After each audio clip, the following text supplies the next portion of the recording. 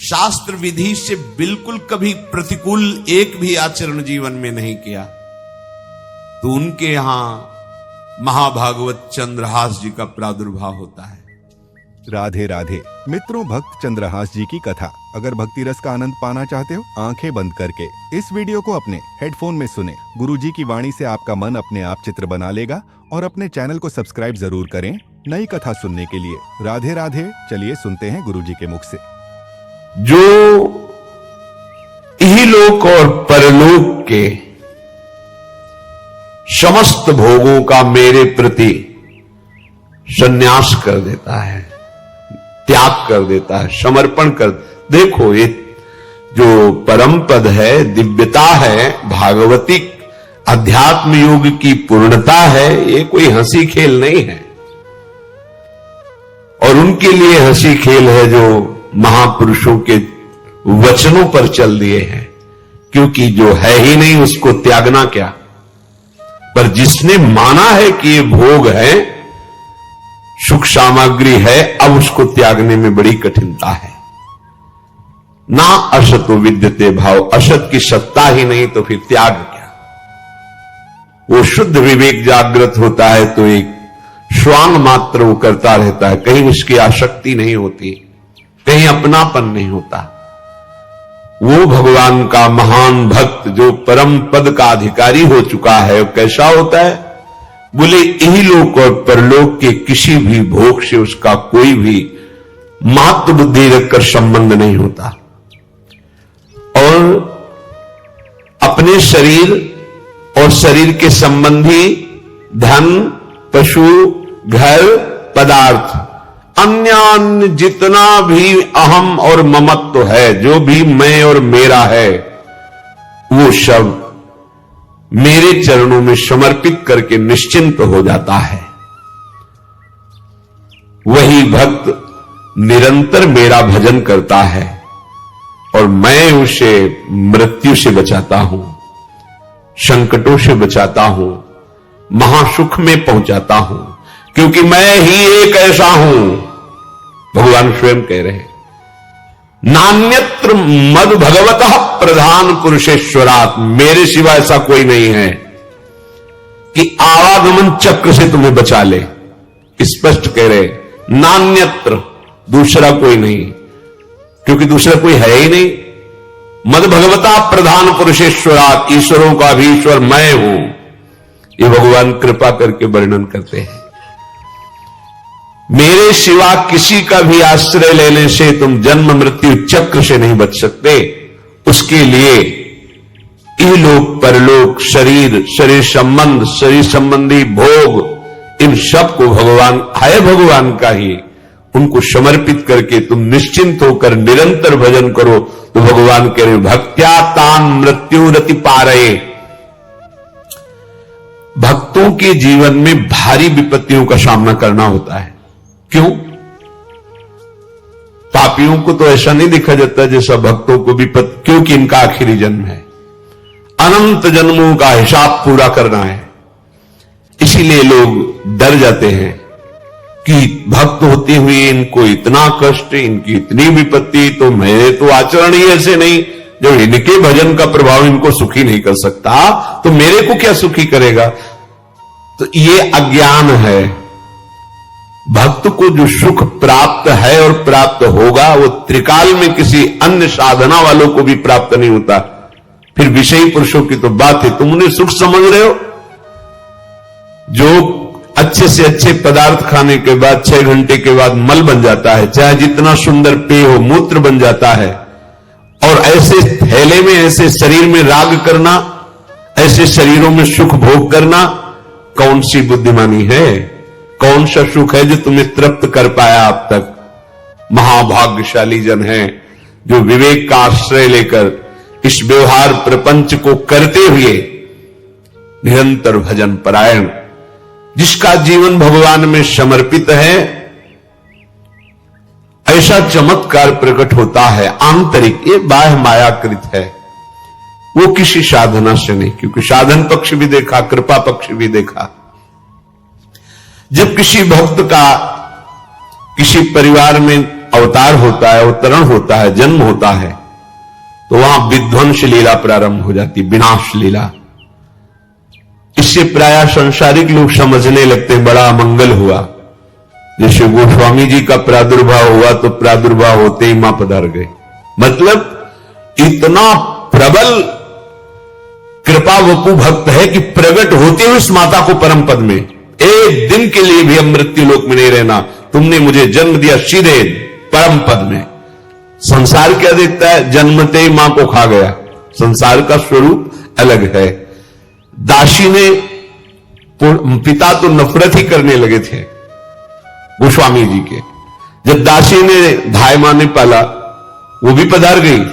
अब तो लोग तुलसीदास जी को देखना पसंद नहीं करते थे कि इतना भागी है कि जो इसे थोड़ा भी प्यार करे उसके यहां अमंगल हो जाता है।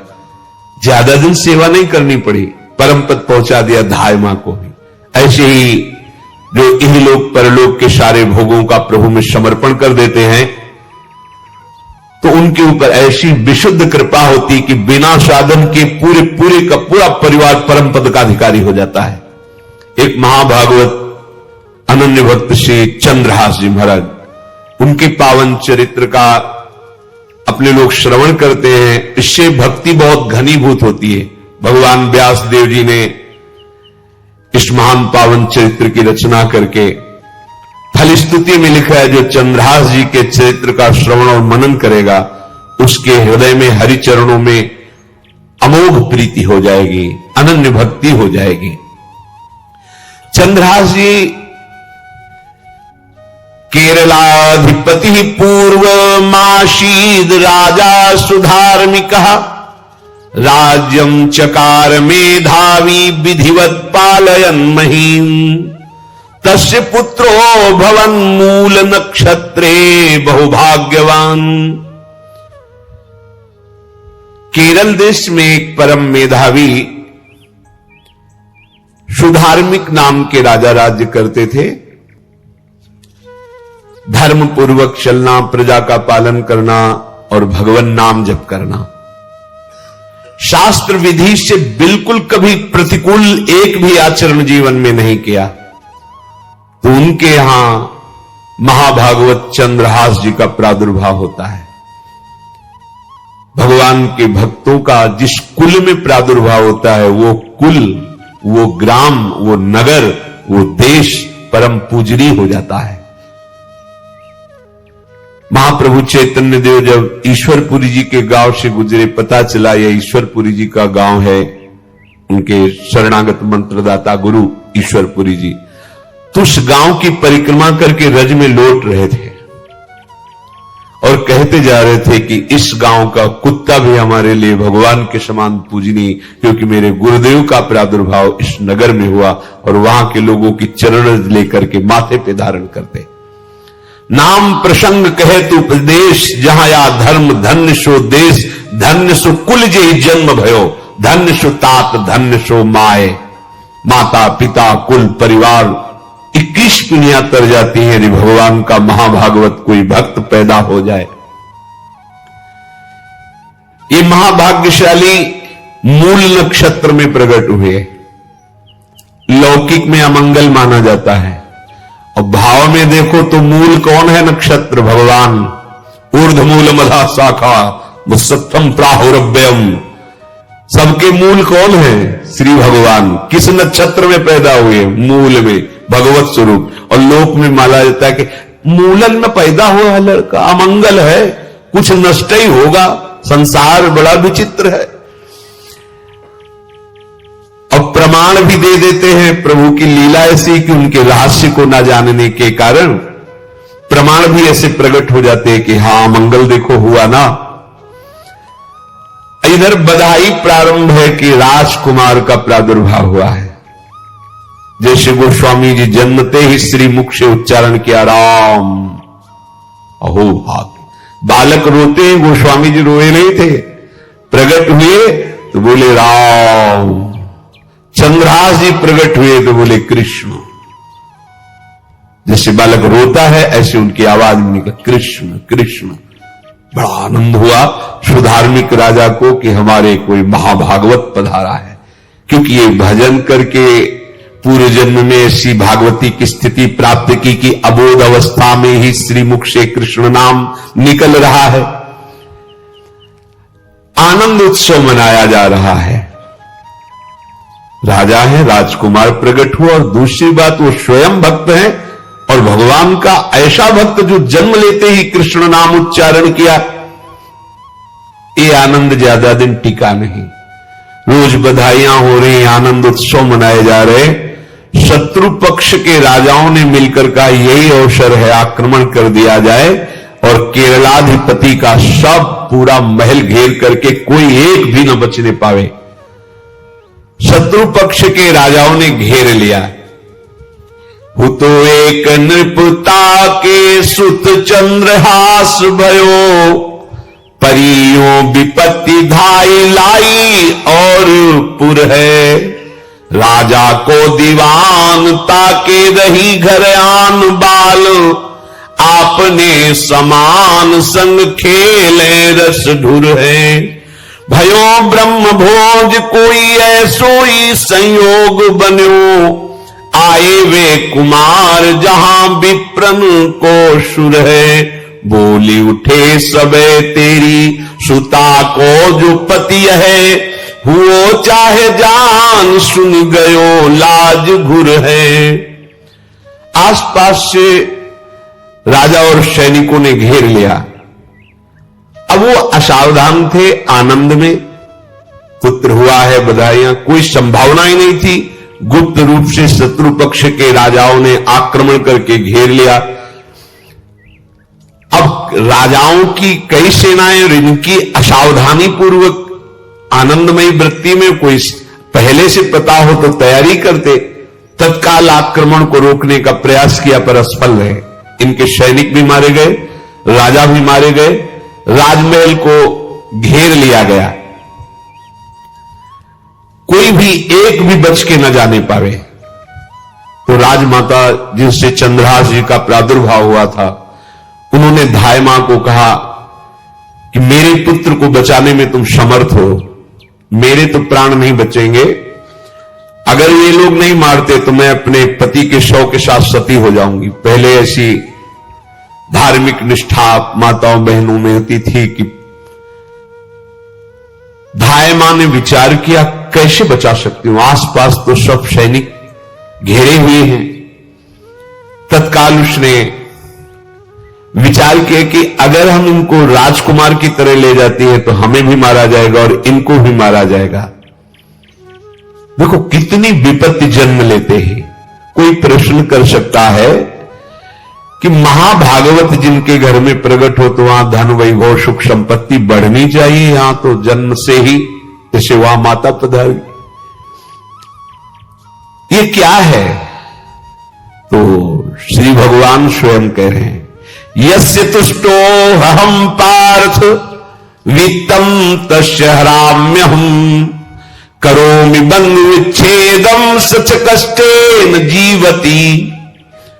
हे अर्जुन, मैं जिस पर बहुत प्रसन्न होता हूं, आप अपने ऊपर भगवान को बहुत प्रसन्न करना चाहते हैं, बहुत प्रसन्न करने में यह है, देख लो, कह रहे जिस पर मैं बहुत प्रसन्न होता हूं सबसे पहले उसका ऐश्वर्य नष्ट करता हूं, फिर क्या करता हूं, फिर बंधु बांधवों का, फिर क्या करता हूं, असाध्य रोग उसके शरीर में। बोले महाराज ये तुम प्रसन्न हुए हो कि पूरे के पूरे नाराज हो गए हो? बोले यही मेरी प्रसन्नता है। क्या? माया का नाश। अब एकमात्र भरोसा केवल भगवान का, दूसरा कोई नहीं। ये सबको पसंद नहीं आएगा, सब तो उस भगवान की भक्ति चाहते हैं कि अगरबत्ती धूप बत्ती तन मन धन सब तेरा स्वामी, क्या लागे मेरा, पर अंदर से कह रहे सब तन मन धन सब मेरा, क्या लागे तेरा। ऐसे तो चलेगी भक्ति। लेकिन कई बार सत्संग में पीछे दाम में कहा था कि भगवान को रिझाकर लोक मांगोगे तो चैन से रह लोगे, और अगर उनसे प्यार करने की बात मन में ठानी कि बस मुझे केवल आपकी आंखों में आंखों को मिला करके जीवन व्यतीत करना है, मुझे और कुछ नहीं चाहिए, तो फिर लाडले आपको दुशरिया का कोई आश्रय रहने नहीं देंगे, ध्यान रखना। जितने दुशरिया होंगे तो ये बर्दाश्त हो तो कदम आगे बढ़ावे, बहुत प्रसन्न हो जाओ ठाकुर हम पे, तो कहे यस्य तुष्टो राम पार्थ वित्तम तस्य हराम में हम करोमि बंध विच्छेदम सच कष्टेन जीवती। जितनी श्वासें रहेंगी भयंकर कष्ट में उसको व्यतीत करने के लिए दूंगा। ये दंड नहीं है, ये पुरस्कार है। अनंत जन्मों का हिसाब बराबर करके कहीं इसकी वृत्ति मेरे से हट न जाए, ऐसे घेरे में डाल के अखंड चिंतन करवा के सजयति जयति जग उच्चरे। जाको करत श्याम सहाई प्रथम वर्णो कृपा क्रम हो विषय मूल गवाई। कुल कुटुंब बल वित्तहीनो दीन के दुखदाई। आपने को करजु लीनो आप ही अपनाई। कह रहे अब मैं वर्णन करता हूं श्याम सुंदर जिस पर कृपा करते हैं उस पर कैसा बर्ताव करते हैं। बोले सबसे पहले उसके विषय भोगों का नाश कर देते हैं, फिर दूसरी कृपा कोई परिवार का कोई मित्र कोई रिश्ते नातेदार उसकी तरफ देखेगा भी नहीं। फिर ऐसा दुख प्रदान करते हैं कि केवल एक भरोसा रह जाता है, एक भरोसो एक बल एक आस विश्वास, बस नाथ आपके सिवा हमारा कोई नहीं। बस वहीं से जो चमत्कार प्रकट होता है, त्रिभुवन में कोई उसकी समानता नहीं कर सकता जिस पर ठाकुर की कृपा है। पर इस कृपा को हजम करने के लिए इसीलिए संत संग किया जाता है कि पहले से वो तैयार कर देते हैं। जैसे आर्मी की ट्रेनिंग होती है ना, ट्रेनिंग के बाद भी बॉर्डर में लगाया जाता है, ऐसे ही संतजन ये ट्रेनिंग देते हैं। अब जो टिके तो टिके, नहीं तो घर बैठे जाके, और अगर टिक गया तो गुरु मेहरबान तो चेला पहलवान, भगवान भी परास्त नहीं कर सकते। उसमें ऐसी सामर्थ्य आ जाती है कि हर प्रभु के द्वारा दिए गए विधान को हंस करके स्वीकार कर लेता है, और ऐसा नहीं कि उसको कष्ट होता है। ये लोक भाषा में भगवान कह रहे हैं सच कष्टेन जीविता, नहीं तो जिस चिदानंद में वो सुख भोगता है वो ब्रह्मा को भी नहीं प्राप्त है जो भक्त को प्राप्त होता है। भक्त का वैभव दिव्य होता है, चिदानंद में होता है। ये तो पापियों के पास भी वैभव है, रुपया पैसा कुटुंब परिवार। भगवान के दास के पास जो वैभव होता है वो अचिंत्य है, तुम चिंतन भी नहीं कर सकते, ऐसा वैभव होता है। धाय माने सेविका का रूप तत्काल लिया, जिससे पोछा झाड़ू लगाने वाले, और कुछ दोने पत्तल डाले, उनके नीचे चंद्रहास जी को डाला, ऊपर से करके इसे माथे पे रख के निकली। सैनिकों ने पूछा इसमें क्या है, तुम उनका राजघराने के दोने पत्ते जूठे दिखा। ऐसे नीचे किया तो देखा सब ऊपर जूठन पड़े। हाँ चल निकल जल्दी, भाग यहां से निकल। बस वो भागी, बचा ले गई। ऐसा ही चित्तौड़ के महाराणा संग्राम सिंह जब वीरगति को प्राप्त हुए तो विक्रम सिंह को गद्दी पर बैठाला गया, पर वो अयोग्य साबित हुए। तो राजपूत सरदारों ने, अभी 6 वर्ष के ही उदय सिंह थे, उनको राज सिंहासन पर बैठाल करके अपने हाथ में शासन लिया। सिंहासन के अधिकारी उदय सिंह 6 वर्ष के थे।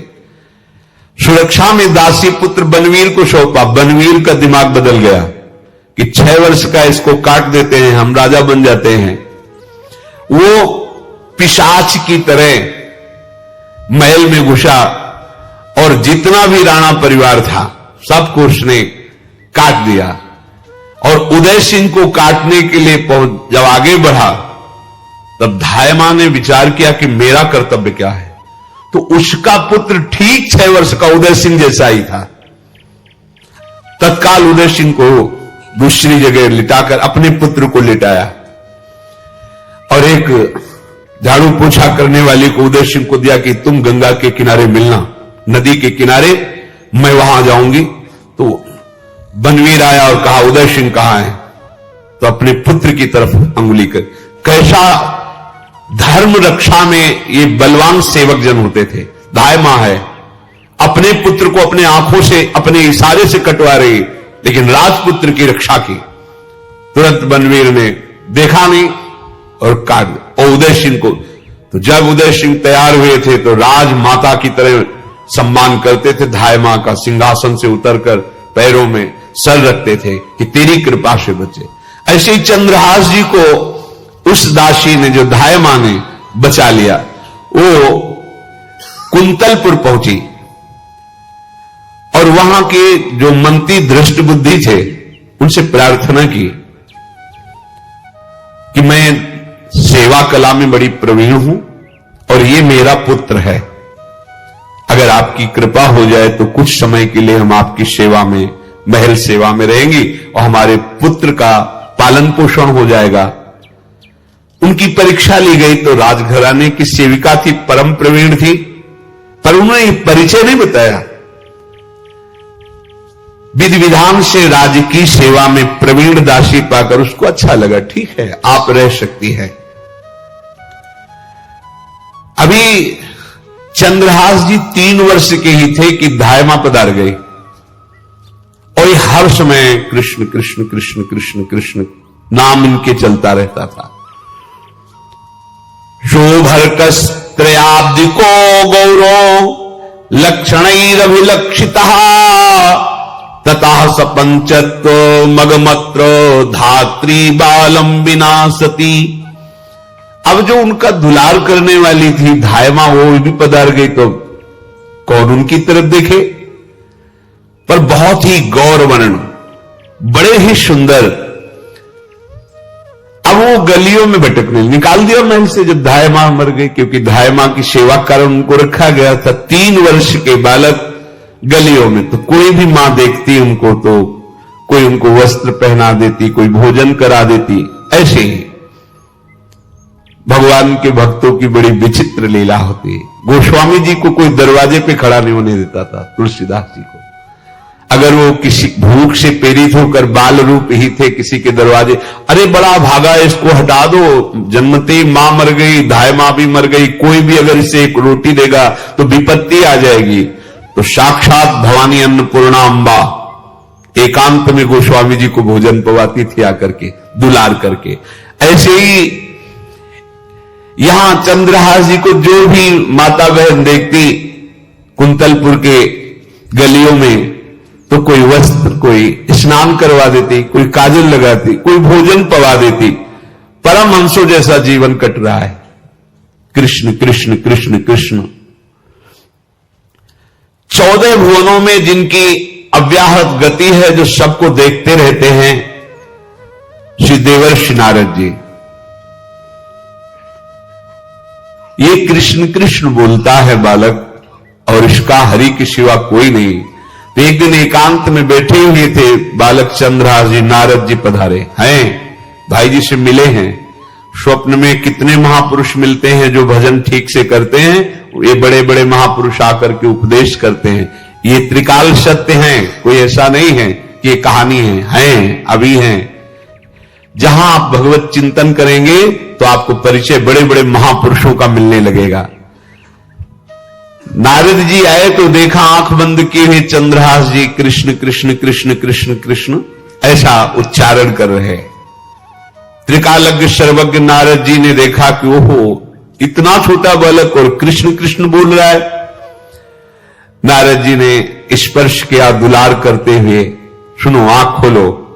आंख खोल के देखा श्री देवर्षि नारद जी। नारद जी ने कहा देखो हम तुमको एक अमोघ वस्तु देते हैं, और एक छोटी सी शालिग्राम की, इतनी बड़ी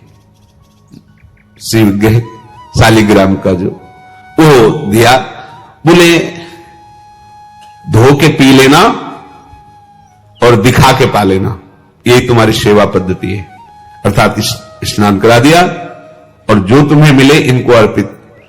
तो विचार किया कि धोने के लिए, स्नान कराने के लिए पात्र चाहिए, भोग लगाने के लिए पात्र चाहिए।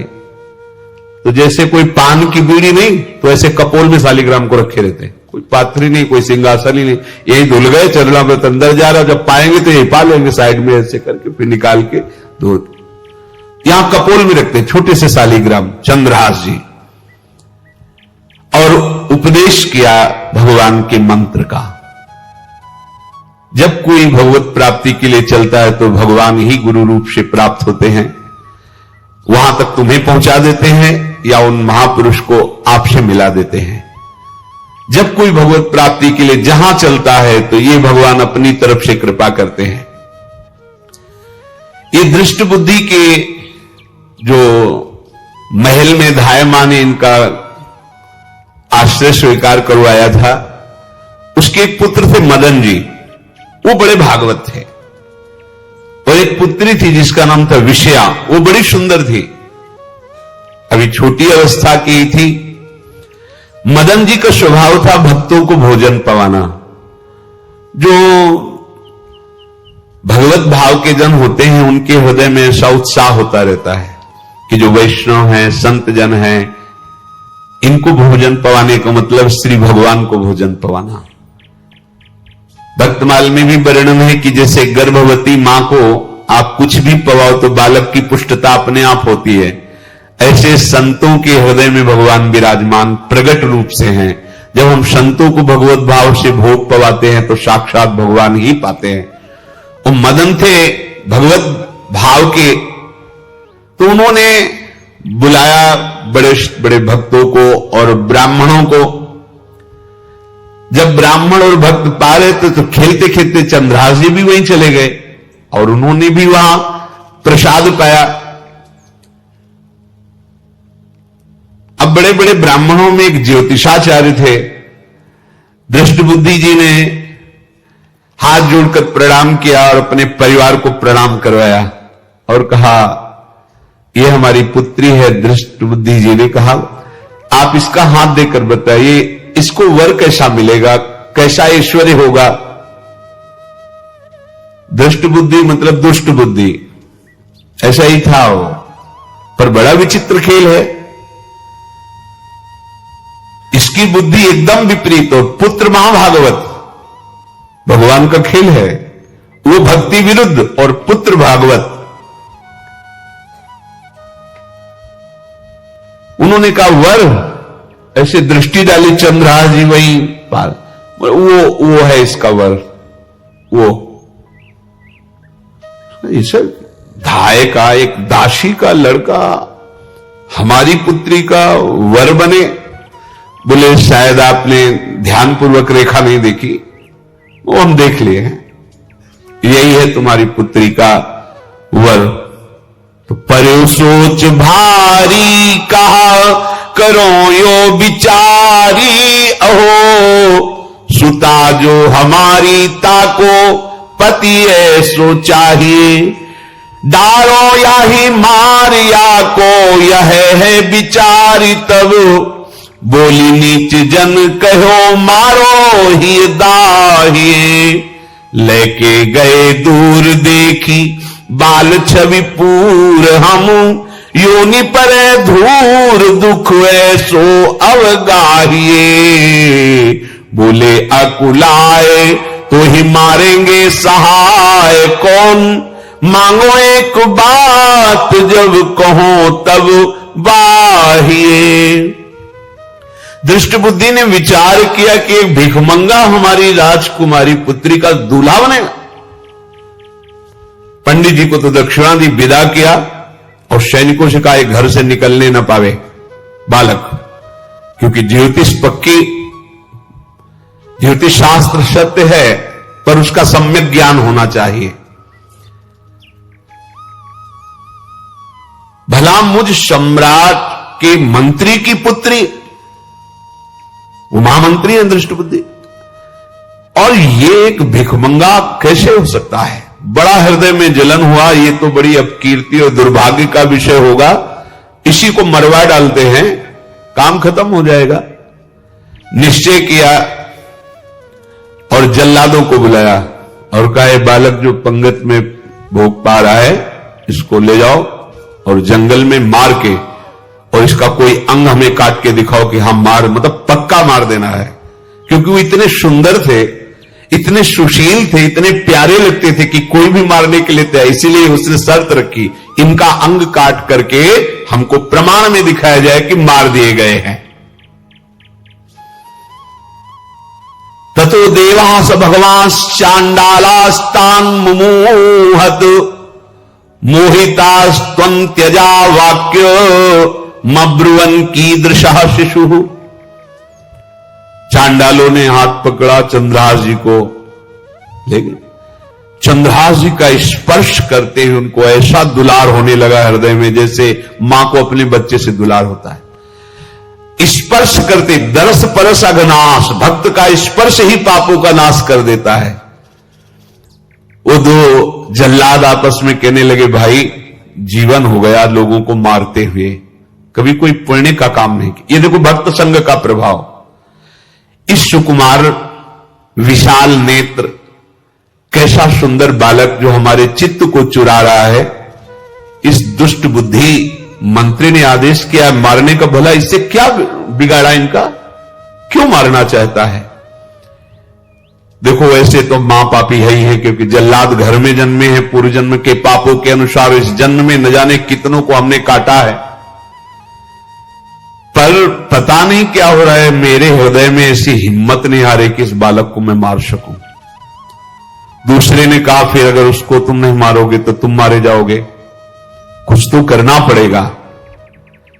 नहीं नहीं, इस छोटे से बालक से क्या किसी को नुकसान। एकांत जंगल में ले गए और कहा, तुम जानते हो हम तुम्हें किस लिए लाए हैं। चंद्रहास जी बालक थे, 5 वर्ष की आयु अब हो गई थी, तो उनका मुझे पता नहीं कि आप क्यों लाए हैं। बोले, हम जल्लाद हैं, तुम्हें मारने का हुक्म दृष्ट बुद्धि ने दिया है, मारना तो पड़ेगा ही तुम्हें। हमारी इच्छा नहीं कि मारे, पर हम तुम्हें अंतिम बात पूछते, तुम्हें कुछ भी पसंद हो, कुछ भी, तो तुम कहो, हम तुम्हारे लिए ला के देंगे, जो तुम्हें चाहिए बोलो, पर हमें वध करना पड़ेगा तुम्हारा। तो उनका, मुझे कुछ और नहीं चाहिए, बस थोड़ा सा समय चाहिए। यदि आप मारना ही चाहते हो तो थोड़ा हमारी पूजा है हम कर लें, इसके बाद मार लीजिए। आपको तो बल है, अस्त्र हैं, मैं तो बालक हूं। उनका, हां हम तुम्हें समय देते, तुम किसी को पुकार भी सकते हो, जो तुम करना चाहो कर सकते हो। चंद्रहास जी का, मुझे मृत्यु का भय नहीं, बस कुछ समय दे दे। पूरा महाभारत हो गया था, टिटिहरी के अंडे नहीं फूटे थे। वही टिटिहरी का, तो टिटिहरी एक पक्षी होती है ना, टे टे करके उड़ती है, तो उसके अंडों के ऊपर एक हाथी का घंटा हुआ, गिर गया ऐसे, सब पूरा महाभारत में सब नष्ट भ्रष्ट, वो अंडे वैसे सुरक्षित। तो जो प्रभु भारत युद्ध में राखे भरुही अंड, सोई मुंह को राखे जो राखत ब्रह्मांड।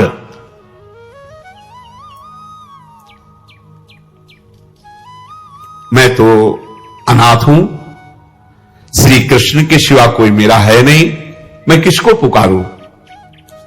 मेरा आश्रय तो एकमात्र वही प्रभु हैं। और निकाला शालिग्राम, यही सिंहासन है शालिग्राम का। भगवान के भक्तों की अपार महिमा है। मान लीनो बोलवे कपोल मध्य गोलेक, गंडकी कुशुत कार्य सेवा नीकी कीनी है। क्या सेवा, वहां कोई पंचपात्र गंगा जल सब थोड़ी है, लेकर वह आंसुओं से अभिषिक्त कर रहे हैं। प्रभु मुझे तो कोई ज्ञान नहीं कि आपकी सेवा कैसे की जाती, मैं तो अपने मुख में ही आपको रखता हूं। अब मेरे जीवन का अंत होने जा रहा है, बस मैं यही प्रार्थना करता हूं कि मैं आपके ही समीप पहुंचूं, आपका ही स्मरण करूं, आपसे कभी विलग न हूं, एक भी वृत्ति आपसे कभी विलग न जाए। भयो तदाकार यो निहार सुख भार भरी, नैनन की कोर ही सो आज्ञा बध दीनी है। श्याम सुंदर मुरली मनोहर ललित त्रिभंगी ध्यान करते हुए आंख खोली और इशारा किया, काट दो मुझे।